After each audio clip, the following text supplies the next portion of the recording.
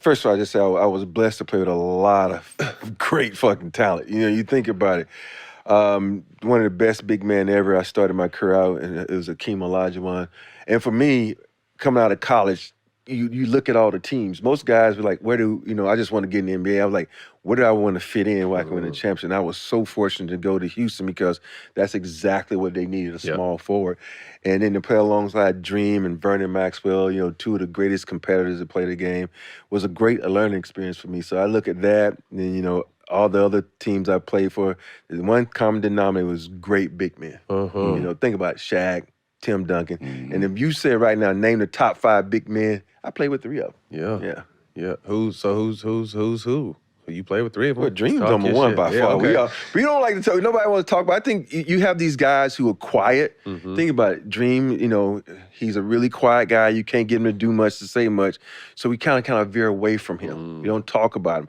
But to me, if you look at what he put together, Defensive Player of the Year, MVP in one season, all-time leading shot blocker, those things that you look at his history and what he's done for the game and how he started the game. This dude didn't play basketball growing up. Went to U of H where you think about it, we all went to college where they're going to teach you. U of H, they just rolled the ball out there and he went to work. And so I think what his body of work was just incredible. And he's just a good dude too, man. That's what you have to think about, a good dude. And people don't understand, you played with all of them, so your opinion is valid. You've been on the court with all of them. Yeah, one with all of them. So, you got to respect that. What 5 guys would I pick up to make sure I hold on to the basketball?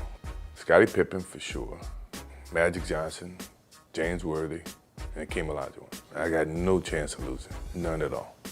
Olajuwon, he was in the top 10 in 5 categories: steals, rebounds, block shots, scoring, and shooting percentage. To have a big guy of his size to be in the top 10 in steals.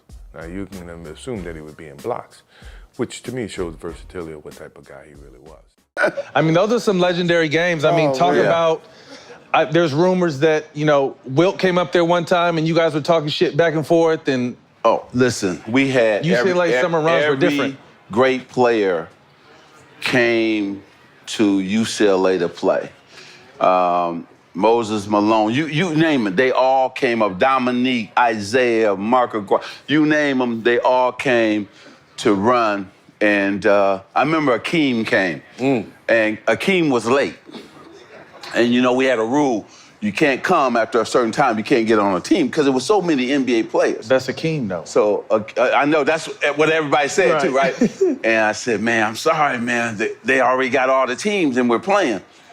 Man, do you know he got so mad the next day he came? Remember, he must have blocked about 20 shots. I mean, he just was so upset.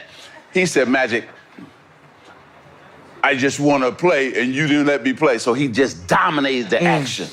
I mean, that's how great it was, pickup games back in the day. I think Dream was laid way better, and then Shaq had a lot of I didn't hear what you say. What'd you say? Dream was way better. I thought that's what you said. I think so.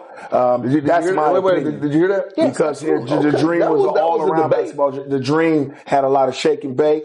He could fade away on you. He shot free throws. He did a lot of more. Shaq was more of a dominant basketball player. Dominant. What skill set? Who you got? I'm going to give it to Dream. Of course it's I'm going to give it to Dream. That's no question. But Dream could run the floor really well. Shaq could run the floor when he first got in the league and did like this. But then he became a player where you put it on the block and we had to double him because he was so strong. The Dream. What the Dream is, Shaq couldn't guard Dream. No, not at all. And Shaq couldn't guard Yao Ming. Right. That was the two players that he couldn't deal with. Exactly. He couldn't deal with him. He admits that, though. He admits it. Yeah.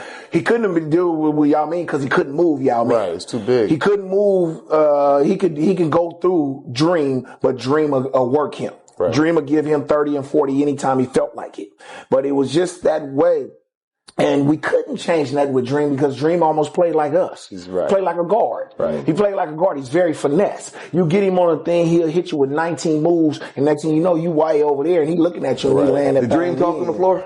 No, you couldn't understand what Dream was saying in the first place. So, he wasn't really on that. You know what I'm saying? He wasn't on that. He'll just give you buckets. Now, during his time, He played against all the centers too. Absolutely, he dominated. You remember when David Robinson won the MVP and he said that was my trophy, and what did he do? Gave 46 19. There you go. He went out and gave it to him and eliminated him from the playoffs, right?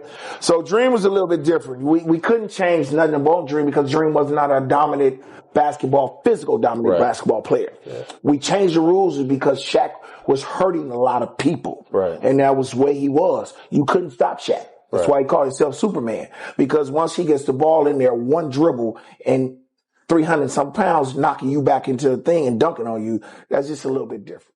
The big guy that taught me the most valuable lesson is Hakeem Olajuwon. Mm-hmm. Because the year we made it to the finals, we beat Michael Jordan, the greatest player ever.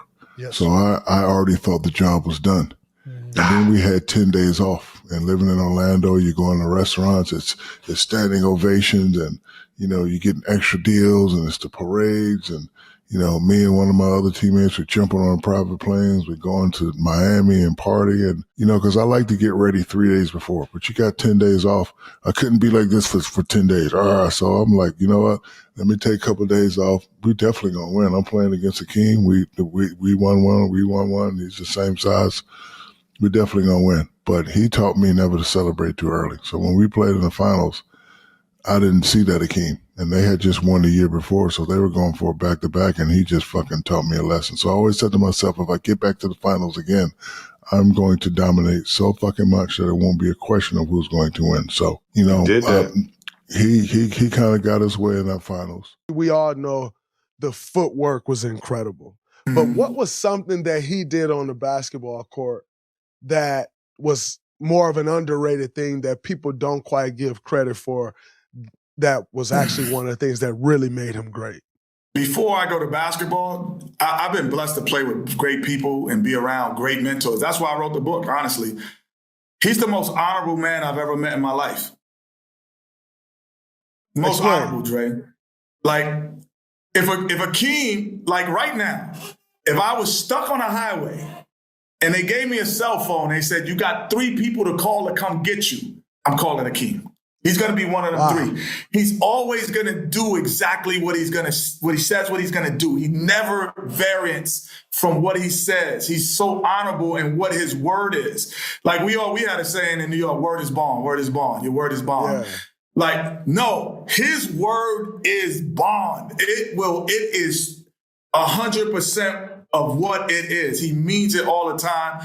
Always the most honorable dude I've ever been around. So on a basketball court, you're going to trust it. Yo, Kenny, I'm going to be there. I'm coming. Don't worry. He's going to be there. He said it. He's going to be there. He's going to be there. So the most underrated thing was his word. The second most underrated as a physical standpoint was he would be unbelievable in today's game because he could switch 1 to 5. And so guy come off the pick and you got the 1, he's moving his feet. And if you throw the lob, he's going back to still try to contest the lob. I've never seen a player that could double in the pick and roll and get back to his man on the roll and still block the shot. He was the most unique athlete in terms of instinct. Yeah. Like, he just knew when to leave. He knew when to stay. He knew when to come. I know you're a great defensive player, and that's why I kind of watch certain things that you do on the pick and roll. And it's imagine if you were 6'10", and your athleticism was Blake Griffin. That was Hakeem. Now, how many people were scoring you? How many? That's him. Jesus. He's Christ. You on the defensive end at 6'10" with Blake Griffin's young athleticism. That's impressive. That's who he is. That's impressive. Open the night. Now, we 0-8 in preseason. We had 8 preseason games back in the day. We 0-8. Our average loss was by like 16, 17 points. Jesus Christ. And, man, when them lights came on, open the night, I could not believe what I was witnessing. We played the Golden State Warriors. I'll never forget this. Man, this man had like 38, 14 rebounds, 6 blocks, 7 assists, 3 steals. He was in every category, man, that he was leading every category. Blocks, steals, everything. And I asked him after the game, I said, Dream, Where was that in preseason? And he took a small piece. So he said, it doesn't count. This counts. The popcorn selling right now is ready. It's time to go. And ironically, we went 18-0. No, we went 21-0 to start the season off.